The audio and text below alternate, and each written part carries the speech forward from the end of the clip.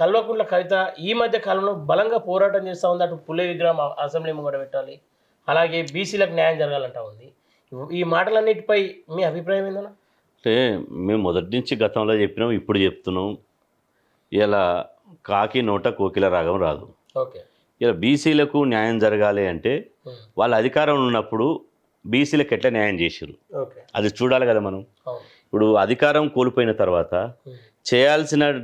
అమలు చేయాల్సినటువంటి సమయంలో అమలు చేయకుండా ఇవాళ ఈరోజు అధికారం కోల్పోయిన తర్వాత ఇవాళ ప్రతిపక్షాలకే పరిమితమైనటువంటి ఇవాళ కవిత గారు బీసీలకు పూలే విగ్రహం పెట్టాలి, బీసీలకు రాజ్యాధికారం రావాలి, సామాజిక తెలంగాణ రావాలి అంటే ఇలా సామాజిక తెలంగాణ రావడానికి, సామాజిక తెలంగాణ కోసం కొట్లాడడానికి మేము ఉన్నాం.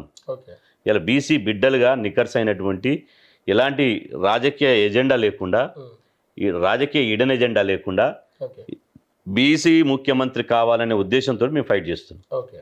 ఇలా ఈ సామాజిక తెలంగాణ అదేవిధంగా బీసీ వాదాన్ని హైజాక్ చేయడం కోసం ఇలా కొత్త పార్టీ అనేది తనకున్నటువంటి మీడియా ద్వారా కానీ తనకున్నటువంటి ఇతరత్ర వేదికల ద్వారా విస్తృతంగా ప్రచారం చేస్తున్నాం. దేనికోసం పార్టీ పెడతాం, ఎందుకోసం పార్టీ పెడతావు? మీ నాన్న టీఆర్ఎస్ పార్టీ అధ్యక్షునిగా 11 సార్లు మీ నాన్నే ఉన్నాడు, మీ వర్కింగ్ ప్రెసిడెంట్గా మీ అన్నే ఉన్నాడు, మీ బావ ఎమ్మెల్యే కాకముందే మంత్రి అయ్యిండు, 3 సార్లు మంత్రి అయ్యిండు. ఇప్పటికీ అతి చిన్న వయసులోనే తెలంగాణ వాదం పేరుతోటి ఇలా అతి చిన్న వయసులోనే 3 సార్లు మంత్రి అయ్యిండు. మీ అన్న సంతోష్ కుమార్ ఎంపీ అయ్యిండు. మీరు ఎంపీగా ఓడిపోయినా ఎమ్మెల్సీ పదవి తీసుకున్నారు. కానీ మరి టీఆర్ఎస్ పార్టీలో ఓడిపోయినటువంటి బీసీ ఎస్సీ ఎస్టీలు ఎంతోమంది ఉన్నారు, వాళ్ళకి ఎందుకో ఇవ్వలేదు ఎమ్మెల్సీ. ఓడిపోయిన వాళ్ళకు కూడా ఇలా పదవులు ఎందుకు ఇవ్వలేదు అంటే పదవులు మీ దగ్గరనే ఉంటాయి, ప్రభుత్వం అధికారం మీ దగ్గరనే ఉంటుంది. ఇలా ఉన్న రోజులు పవర్ ఎంజాయ్ చేస్తారు, లక్షల కోట్ల రూపాయలు సంపాదిస్తారు. ఇలా పవర్ పోగానే ఇలా వస్తున్నటువంటి బీసీలలో వస్తున్నటువంటి చైతన్యాన్ని, సామాజిక తెలంగాణ వస్తున్నటువంటి ఉద్యమాన్ని పక్కదోరు పట్టించడానికి ఒక ఉట్టి ఫేక్ లెటర్ సృష్టించి ఇలా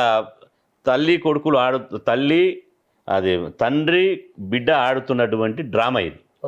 ఇలా తండ్రికి బిడ్డ లెటర్ రాస్తే పెద్ద సమస్యనా? తండ్రికి బిడ్డ లెటర్ రాస్తే పెద్ద సమస్యనా? అట్లాంటి లెటర్లు కార్యకర్తలు లక్షలు రాసి ఎందుకో పట్టించుకోరేది. ఇలా అట్లాంటి లెటర్లు ఇలా మా రోదనేనండి ఉద్యమంలో మేము తెలంగాణ ఉద్యమంలో మా ప్రాణాలు ఇచ్చినాం, మా కుటుంబాలు పోయినాయి, 100 కేసులు అయినాయి అని చెప్పి కుర్రో మొర్రో అని మొత్తుకున్నటువంటి వాళ్ళు వేల మంది ఉన్నారు. వాళ్ళ గోడు ఎందుకు వినరైతుంది. కాబట్టి ఇది ఈ మధ్యన కాళేశ్వరంలో పెద్ద అవినీతి జరిగింది, ఇవాళ కాళేశ్వరం ప్రాజెక్టు కట్టంగానే కూలిపోతుంది అని చెప్పి ఈ మధ్యన ఒక ఆయన ప్రభుత్వం వేసినటువంటి పీసీ ఘోష్ అనే ఒక కమిటీని వేసిన తర్వాత వాళ్ళు విచారణకు హాజరు కావాలని కేసీఆర్ గారికి హరీష్ రావు గారికి ఒక నోటీస్ ఇచ్చింది.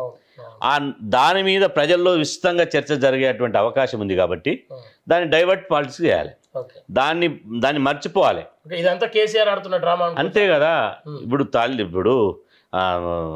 తల్లి వేరు తండ్రి వేరు బిడ్డ వేరు కాదు కదా. ఇక్కడ ఏదైతే లేక తర్వాత కేసీఆర్ కు బలమైన డ్యామేజ్ కలిగి అవకాశాలు కనిపిస్తా ఉన్నాయి కదా. నిజంగా కుటుంబంలోనే ఒక తాటిపైన లేరు కార్యకర్తలు, నాయకులు అందరూ కూడా. ఇప్పుడు ఆమె పదే చెప్తుంది కేసీఆరే మా నాయకుడు, కేసీఆరే మా నాయకుడు అని. ఇక కేసీఆర్ వాళ్ళ నాయకుడు అయిన తర్వాత ఇంకేముంది? హరీష్ రావు అదే చెప్తుండు కేసీఆర్ మా నాయకుడిని, కేటీఆర్ ఆయన చెప్తుండు కేటీఆర్ మా నాయకుడని.